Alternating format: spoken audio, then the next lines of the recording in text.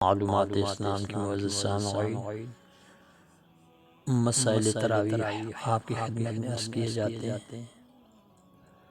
تراویح سنت مؤکدہ ہے، مردوں کے لیے بھی اور عورتوں کے لیے بھی۔ جیسے ظہر کی سنتیں مؤکدہ ہیں، ایسی یہ بھی مؤکدہ ہے۔ اس کی کل 20 رکعتیں ہیں۔ عشاء کی نماز کے بعد ان کا وقت شروع ہوتا ہے۔ اس کی جماعت بھی سنت مبارکہ ہے۔ تراویح کی قضا نہیں ہوتی، اس میں ایک دفعہ قرآن مجید مکمل ختم کرنا سنت مؤکدہ ہے، 2 دفعہ باعث فضیلت اور 3 دفعہ افضل ہے۔ ہاں، اس میں یہ لحاظ ہے کہ مقتدی تنگ نہ ہو۔ 4 رکعت کے بعد تھوڑی سی راحت اور آرام کرنا، یہ بھی سنت مبارکہ ہے۔ 27 تاریخ کو قرآن مجید ختم کرنا سنت مبارکہ ہے۔ اگر تمام اہل محلہ تراویح نہ پڑھیں تو تمام کے تمام گناہ گار ہوں گے۔ گھر اور بیٹھک میں بھی اس کی جماعت سے ادائیگی جائز ہے۔ امام کا صحیح المخارج ہونا اور تجوید جاننے والا ہونا ضروری ہے، خوش آواز ہونا ضروری نہیں۔ یہ اس لیے ہے کہ تاکہ سین، ہا، صاد، طا، تا، ذال، ظا، ظا، ضاد اور دال میں فرق ہو سکے، ورنہ معنی تبدیل ہو جاتا ہے۔ جیسے قل، 2 نقطوں والے کاف کو صحیح طریقے سے ادا کر کے ہم پڑھیں تو معنی ہوگا آپ فرمائیے، اور ویسے پڑھ دیں کل تو اس کا معنی ہوگا آپ کھائیے۔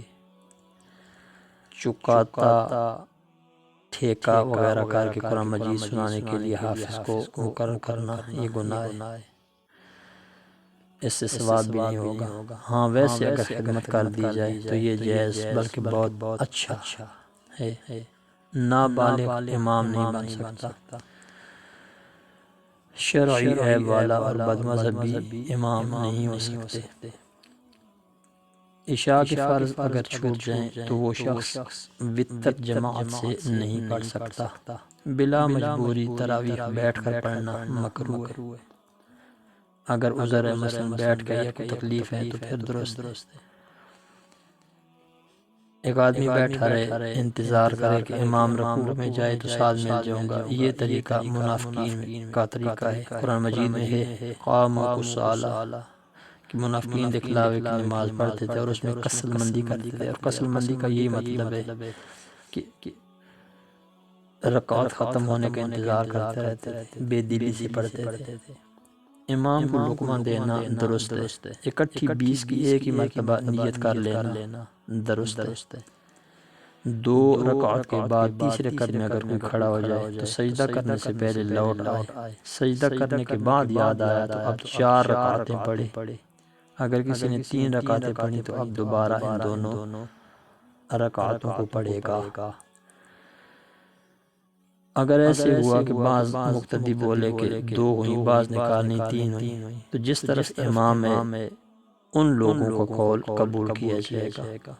اگر 2 رکعتیں پڑھیں وہ خراب ہوگی، مثلا وضو ٹوٹ گیا یا 2 کے بجائے 3 پڑھ لیا، اور کوئی ایسا مسئلہ آیا کہ وہ رکعتیں فاسد ہوگی، خراب ہوگی، تو بہتر ہے کہ اس میں جو قرآن مجید پڑھا تھا اتنا ہی دوبارہ قرآن مجید پڑھیں تاکہ ختم شریف ناقص نہ رہ جائے۔ پورے ختم شریف کے دوران تراویح میں ایک دفعہ بسم اللہ شریف بآواز بلند پڑھنا سنت مبارکہ ہے۔ ختم شریف کے دن 3 بار قل هو اللہ احد شریف پڑھنا مستحب ہے، کار ثواب ہے۔